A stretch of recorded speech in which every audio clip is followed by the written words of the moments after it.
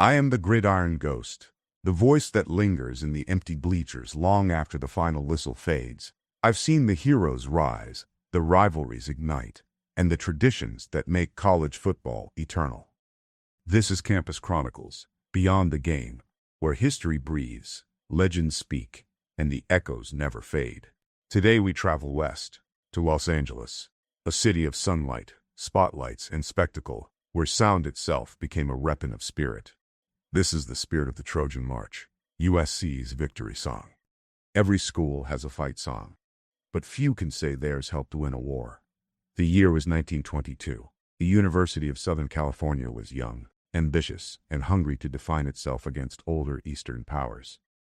Two students, Milo Sweet and Glenn Grant, sat in a dormitory with a piano and an idea: write a march that could make a crowd stand taller.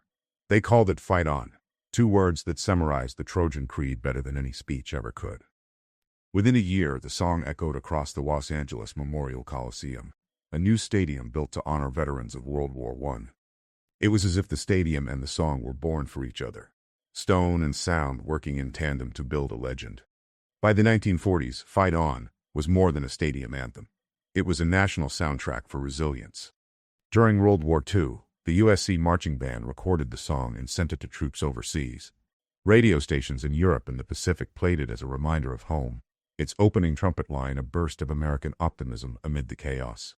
Some veterans later claimed they could hear it in their heads before battle, a mental march toward courage.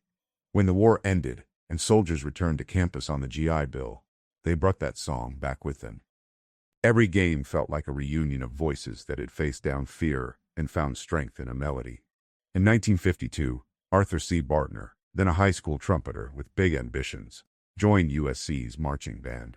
He would later spend half a century turning it into one of the most recognizable musical forces in college sports. Under Bartner's direction, the band became known as the Spirit of Troy. No longer a background ensemble, they were co-stars in USC's spectacle, a wall of sound so precise it could drown out opponents and energize a city. Bartner taught his students that every note was a weapon and every halftime show a battle. By the 1970s, the band marched in Super Bowls, Olympic ceremonies, and Hollywood parades. They were the living bridge between football and cinema, the sound of victory that Los Angeles exported to the world. 1979. Fleetwood Mac was recording Tusk, a follow-up to Rumors, the biggest album of the decade. Lindsey Buckingham wanted something unheard of, an anthem that sounded like a parade storming through a stadium. Someone suggested calling the USC band. When the Spirit of Troy arrived at Dodger Stadium for the session, their uniforms caught the California sun, and their brass caught history. Bartner conducted the entire band as Fleetwood Mac played live. The result was monumental, a fusion of rock and march that blurred the line between locker room and recording studio. Tusk went platinum. The band toured with Fleetwood Mac, appearing on national television, and forever linking college football pageantry to pop culture. No other school band had done it, and none have replicated it since. But for Trojan fans, the magic isn't just in the music, it's in the rituals that wrap around it.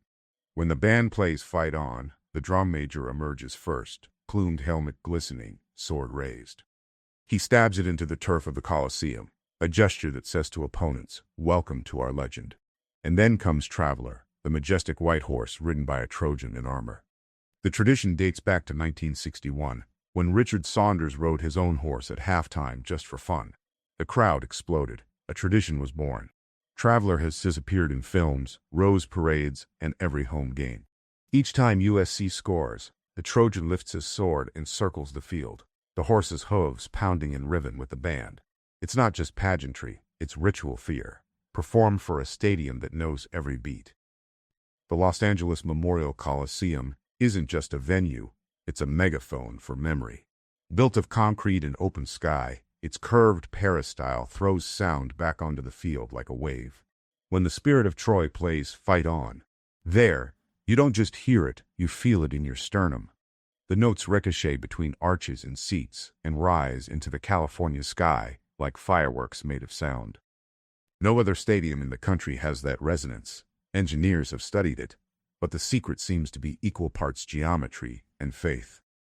Little known fact, The USC marching band has appeared in over 100 movies and television shows, from Forrest Gump to The Simpsons.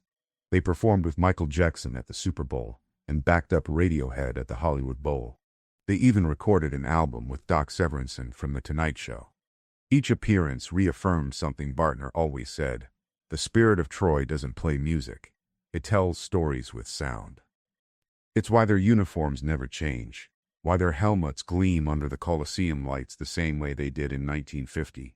Because to a Trojan, tradition isn't nostalgia, it's continuity, the proof that the past still has a pulse.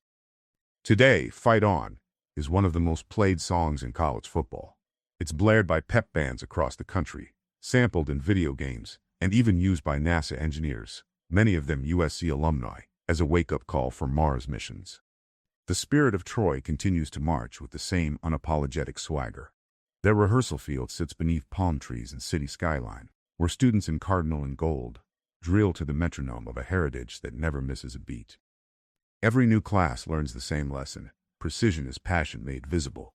And every Saturday, when those first trumpets cut through the air, the stadium feels less like a venue, more like a cathedral of sound. What makes Fight On different is that it never ends with victory or defeat. It's a command, not a conclusion. A promise that even in loss, you rise. That's why it's sung after every game, win or lose.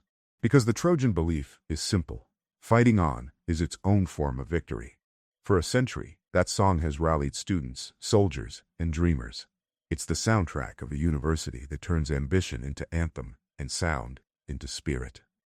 The lights dim, the echoes fade, but the spirit remains. I am the Gridiron Ghost, a witness to every chant, every cheer, every chapter of this game we love. You've been listening to Campus Chronicles, Beyond the Game, a JourneyWise Studios production, where the past still speaks and the stories never rest. Follow the echoes wherever you listen. And until next time, keep your spirit loud, your history close, and remember, the echoes never fade.